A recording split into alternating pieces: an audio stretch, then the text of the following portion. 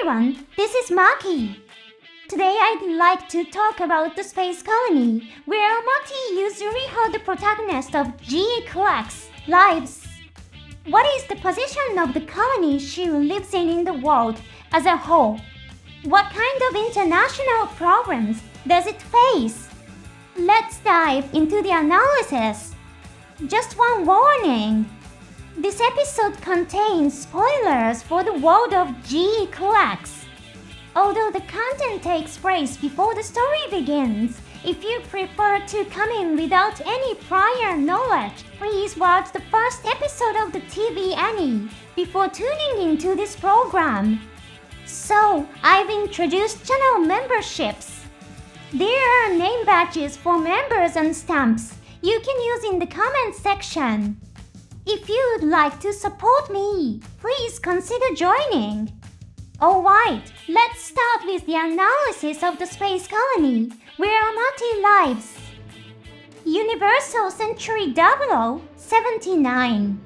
Within a week of the outbreak of war, a conflict had erupted that claimed some 5 billion lives, making it the deadliest war in human history. In the midst of this era of chaos, later known as the One-Year War, there was one region that managed to weather the storm through skillful political maneuvering. That was Side 6. In the world of GQuuuuuX, history took a major turn when Charles Neville managed to steal the Gundam.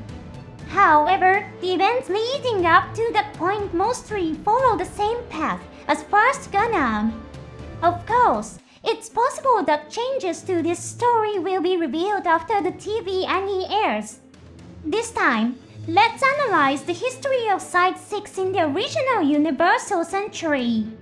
It will certainly deepen our understanding of the environment in which Amate and the others live. Side 6 refers to a group of space colonies collectively known as REAR. These colonies are located at a point called Lagrange 4, where the gravitational forces of the Moon and Earth are in equilibrium. On January 3rd, Universal Century 0079, the Principality of Xi'an declared war on the Earth's Federation government and launched an attack. Xi'an began its offensive by attacking Sides 1, 2, and 4. They used a vast arsenal of nuclear and chemical weapons and implemented the colony drop strategy, a tactic that could rightly be called the worst invention of the Universal Century world, killing over 5 billion people. But Side 6 was able to keep the effects of this war to a minimum. What made this possible was the Ranch administration. It was a government headed by President Ranchki Prodan. He was first mentioned in the novel version of First Gundam, but when his name was spoken by Bright Noah in the third movie, it was confirmed that he also existed in the anime continuity. It may come as a surprise to some, but by Universal Century 0079, each group of space colonies had achieved a level of autonomy comparable to that of a nation or state. There are even historians who interpret the Principality of Xi'an's stated war goal of asserting autonomy as something that had been achieved before the war even began. Later in the story, Gear and Zabi reveals the true motive behind the war to reduce and manage the human population for the sake of human survival. I'm planning to do a special episode on Geran's goals as well. Please stay tuned. By the time humanity had lived in space for nearly 80 years, Universal Century 0079, about 90% of the total population, lived off Earth. While the Earth's Federation government was a massive organization, in reality it was impossible for them to have total control over every colony. Although the colonies and the Federation were interdependent in areas such as diplomacy and economics, most domestic affairs were handled by each colony's own government. Some people interpret this situation as the Federation abandoning the people of the colonies. Nevertheless, the Principality of Xi'an declared war on the Earth's Federation. With limited national resources, Xi'an could not afford to wait and see what political stance each colony would take. They had to take control of space as soon as possible. That's why Sites 1 and 4, where Earth's Federation military bases were stationed, were chosen as initial targets. In addition, Site 2 was also targeted in preparation for the colony drop to prevent any rear attacks. The Xi'an military's attack wasn't born out of a clear objective, but rather out of a kind of mistrust. It was the opposite of what new types were supposed to be, people who could understand each other without words. Ironically, the man who coined the term new type, Xi'an Daikon, was the belly figure, whose name was adopted by the Principality of Xi'an. While Xi'an held the idea of new types as a guiding principle, they committed acts that were completely contrary to the new type ideal. So why wasn't Site 6 attacked by Xi'an? After all, Site 2, which also exists at Lagrange Point 4, was attacked by Xi'an. The truth is that the ranch government, which ruled Site 6, had a background of having come to power with the support of Xi'an. In the first Gundam movies, there's even a line from Bright that confirms this: the Zombie family is behind them. Being left out of the initial attack targets gave the ranch government time to prepare for negotiations. They immediately sent emissaries to both the Xi'an military and Earth's Federation forces.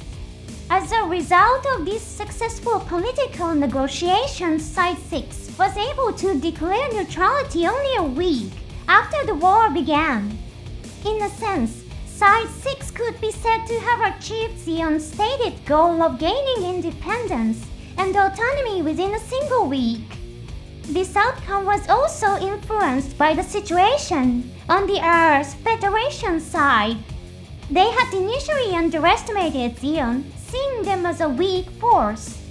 But after witnessing the combat power of mobile suits, Xi'an's new weapon, and the devastating results of the colony drop operation, there were those who began to believe that total surrender might be the only option. In this atmosphere, the idea that a neutral zone is needed for ceasefire negotiations naturally took root. Xi'an shared this view. Of course, both sides were at war and didn't really talk about it, but they both wanted a neutral zone as a platform for possible peace talks. The very idea of understanding each other without words could be interpreted as a new type-like mindset. It's quite fascinating that in Site 6, this neutral zone born of silent mutual understanding, the story of Amate and the new generation of new types unfolds.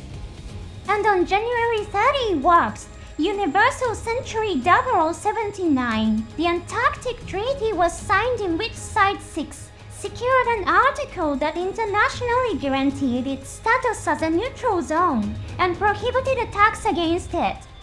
Historical records from later periods include photographs of high-ranking ranch government officials shaking hands with Xi'an military envoys. Such were the negotiations that saved so many civilian lives. At the beginning of the war, the ranch administration was generally considered pro-Xi'an. Most historical texts explain that President Ranch was sympathetic to the ideals of Xi'an Daikon. But realistically speaking, the real reason seems to have been that Xi'an had the military power to completely destroy Site 6. The undeniable fact remained it was the Xi'an forces that took 5 billion lives. The Earth's Federation was on the back foot in the early stages of the war and had no real reason to attack Site 6. In the later stages of the war, the ranch administration skillfully navigated between the Earth's Federation and the Principality of Xi'an, allowing the Federation to establish a manufacturing base for its newest mobile suits on Site 6 was one result of this balancing act. This betrayal of Zeon did not go unnoticed, but by this time Zeon no longer had the resources to mount a military campaign against Site 6. The ranch administration had already shifted its allegiance away from Zeon and was quietly forming cooperative ties with the Earth's Federation government. The truce agreement was also signed on Site 6. Of course, that's what happened in the history of First Gundam. In the world of GQuuuuuuX, Zeon won a resounding victory, and it is recorded that the Earth's Federation forces completely withdrew from space. So if Site 6 is thriving peacefully in the world of GQuuuuuuX, it probably means that it was the Earth's Federation that was abandoned. Thanks to its exceptional diplomatic skills, the ranch government negotiated with both the Earth's Federation government and the Principality of Zeon, surviving the war in two very different timelines. Some historians go so far as to say that the true victor of the one-year war was Site 6. In the world of GQuuuuuuX, Zeon has emerged victorious. Site 6 and the Principality of Zeon are officially considered friendly nations. However, this relationship appears to be largely superficial. The Site 6 military police don't show much friendliness towards Zeon forces. In addition, Site 6 has taken on significant political burdens by accepting war refugees. So has the Earth's Federation government really been abandoned by Site 6? Given Site 6's dissatisfaction with Zeon, there may still be room for negotiation between them and the Earth's Federation. Amate and her people live in peace despite having just survived the greatest war in human history. This is due to the political efforts of Site 6. At the same time, there are slums like Mirans that have been shaped by the influx of war refugees. Site 6 is home to two distinct classes of citizens, those who prosper and those who suffer. Terms like ranch administration and ranch Kiprodan may even be mentioned in the TV anime. Please don't miss them. These names have deep meaning for Site 6. Thank you for watching until the end. See you in the next episode.